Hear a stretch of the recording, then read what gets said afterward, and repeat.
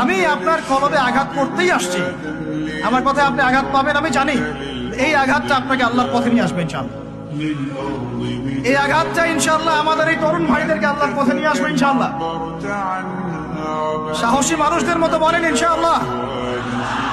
এই আওয়াজগুলা ইনশাআল্লাহ আমাদেরকে আল্লাহর পথে নিয়ে আসবে ইনশাআল্লাহ।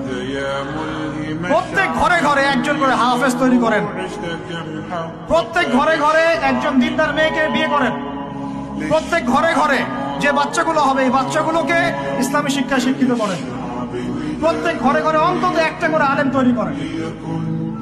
একটা আইয়ুবী দেন আমাদেরকে, একটা খালিদ বিন ওয়ালিদ দেন, একজন আপনি আমাকে ওমর ইবনে খাত্তাব দেন, একজন মুসআব বিন উমাইর দেন, একজন খুবাইব দেন, একজন মুসআব বিন উমাইর দেন।